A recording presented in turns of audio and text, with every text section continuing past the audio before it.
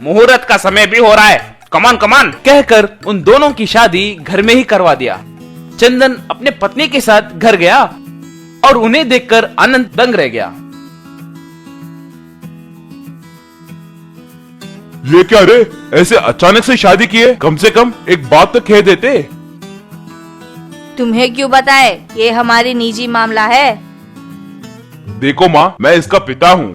तुम पिता कैसे बन गए हो? तुमने इन्हें पाला है क्या, या तुम इनके सगे पिता हो? ये मेरा सगा बेटा नहीं है तो क्या हुआ माँ, इसे पाल कर पढ़ा कर इतने बड़े अनंत बिरयानी सेंटर का मालिक बनाया हूँ ना। बाप रे, ये अभी इतने बड़े बड़े बातें कर रहे हैं तो कल के दिन और क्या क्या कहेंगे। पिताजी, आपको बात करने की तमीज नहीं है क्या? आप ऐसे क्यों बात कर रहे हैं? रुला दिए ना बेचारी को। ओ जी, सच है जी, हम अलग हो जाएंगे, नहीं तो बहुत झगड़े होंगे जी। अगर चाहे तो आपके मुंह बोले पिताजी के मुंह पर थोड़े पैसे फेंक देंगे। उसके बातें सुनकर अनंत एकदम से दंग रह गया। अनंत को वहाँ क्या हो रहा है सब समझ में आ गया। मुझे कुछ नहीं चाहिए माँ, किसी को भी मेरी देखभाल करने की जरूरत नहीं है। अब से ये घर और व्यापार को आप दोनों ही देख लीजिए कहकर वहाँ से चला गया। ऐसे अनंत अपने घर से निकलने के बाद गांव के बाहर एक ठेली लगाकर बिरयानी तैयार करके बेचने लगा।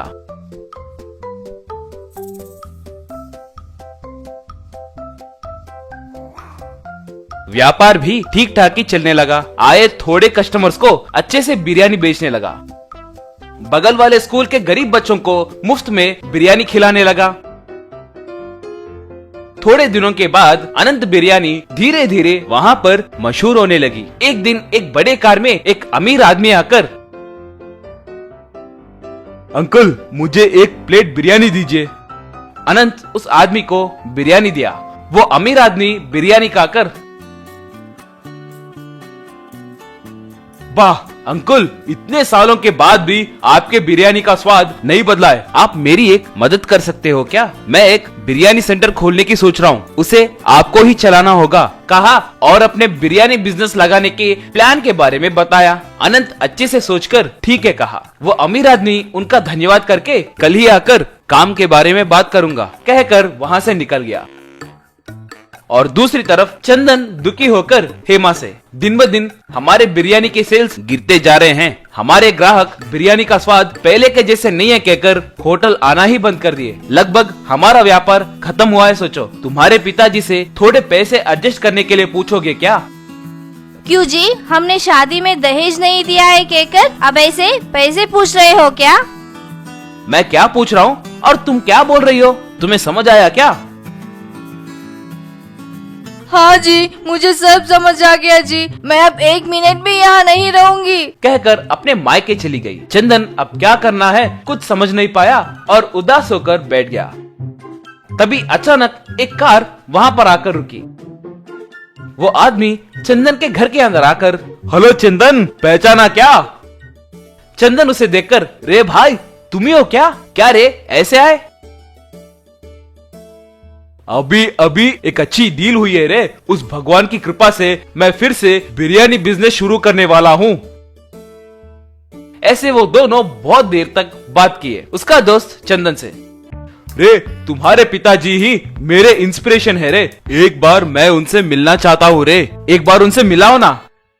चंदन तब अपने किए गलतियों के बारे में उसे बताने लगा।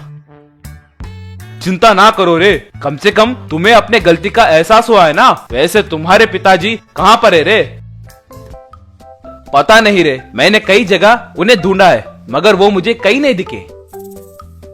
ठीक है रे, मेरे साथ आओ, हम दोनों मिलकर मेरे पहचानत के एक अंकल के पास जाएंगे और अपने व्यापार के बारे में उनसे बात करेंगे, वो जरूर मान जाएंगे कहकर वो दोनों मिलकर अनंत के पास गए। अनंत को देखते ही चंदन पिताजी कहकर उनके पैरों पर गिरकर, मुझे माफ कीजिए, मैंने बहुत बड़ी गलती की है, मुझे माफ कीजिए पिताजी। उठो बेटा। चंदन के दोस्त को वो ही चंदन के पिता अनंत है कहकर समझ आ गया और चंदन और दोस्त जो हुआ वो सब अनंत को बताए और अपने बिरयानी सेंटर के व्यापार के बारे में बात की और अनंत उनके साथ काम करने मान गया। वो तीनों मिलकर फिर से अनंत बिरयानी पॉइंट बिजनेस शुरू किए और तब से अनंत और उसका बेटा एक ही घर में खुशी से जीने लगे।